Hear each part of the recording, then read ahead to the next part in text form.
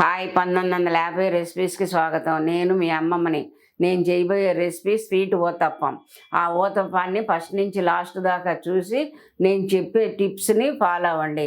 Follow అయితే మీ recipe కరెక్ట్గా మీకు టేస్టీగా వస్తుంది. రెసిపీని పప్పు బియ్యాన్ని 4 గంటల ముందు నానబెట్టుకుని ఇలా మిక్సీలో పేస్ట్ లాగా పట్టుకోవాలి.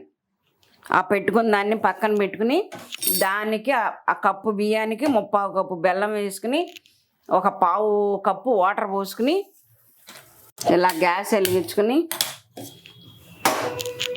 ఒక 1/4 కప్పు వాటర్ పోసుకోవాలి. వాటర్ పోసుకుని బెల్లం కరిగితే చాలు.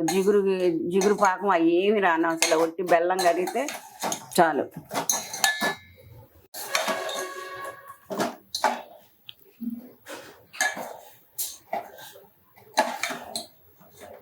ఈ కొబ్బరి ముక్కల్ని ఈ పాకంలో వేసి ఉడకనిస్తే ఊతప్పంలో చాలా టేస్టీగా ఉంటుంది, స్వీట్గాను. బెల్లం కరిగితే చాలు. బెల్లం కరిగిన తర్వాత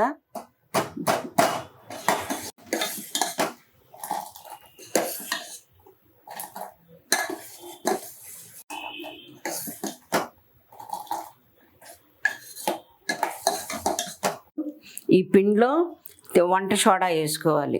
కొంచెం చిటికిడి చాలు. చిటికిడి వంట సోడా వేసుకున్నాక మనం పాకం కరబెట్టుకున్న దాన్ని ఎట్ట పోసుకోవాలి.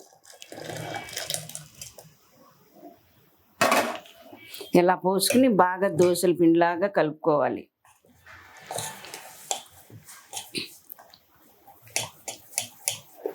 దోసల పిండి కన్నా ఇంకా కొంచెం పల్చగా ఉండాలి.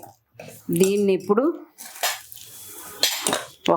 ఇప్పుడు దీన్ని 1 స్పూను నెయ్యి వేసుకోవాలి. నేతిలో కాల్చుకుంటే మీకు చాలా టేస్టీగా ఉంటుంది.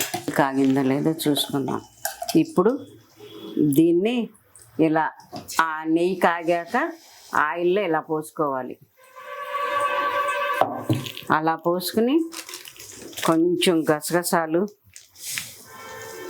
ఇలా వేసుకుని ఇచ్చేయాలి.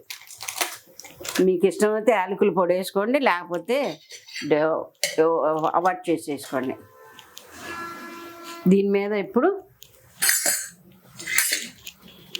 మూత పెట్టుకుని మీడియంలో పెట్టుకుని కాల్చుకోండి. ఇలా మూత తీసుకుని ఇలా ఎర్రగా కాలాక తిప్పుకోవాలి. ఆ తిప్పిన దాన్ని మళ్ళీ ఒక 2 నిమిషాల పాటు కాలనివ్వాలి. మూత పెట్టుకుని సిమ్లో పెట్టుకుని బాగా కాలనివ్వాలి. ఎర్రగా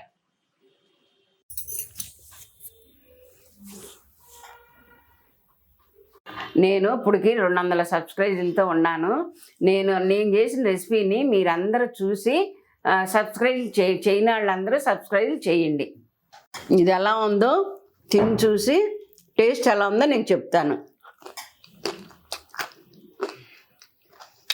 చాలా టేస్టీగా ఉంది. దీన్ని మీరు కూడా ఇంట్లో చేసుకుని ఆ టేస్ట్ చేసి ఎలా ఉందని నాకు కామెంట్ చేయండి. కామెంట్ చేసి లైక్స్ కొట్టి సబ్స్క్రైబ్ చేయండి. నాకు 200 దాకా సబ్స్క్రైబ్స్ వచ్చినాయి. మీరందరూ కూడా చూసిన వాళ్ళు సబ్స్క్రైబ్ తప్పనిసరిగా చేయండి. చేసి నాకు నా వీడియోని షేర్ చేసుకోండి. షేర్ చేసుకుని మీ ఫ్రెండ్స్కి రిలేటివ్స్కి షేర్ చేయండి.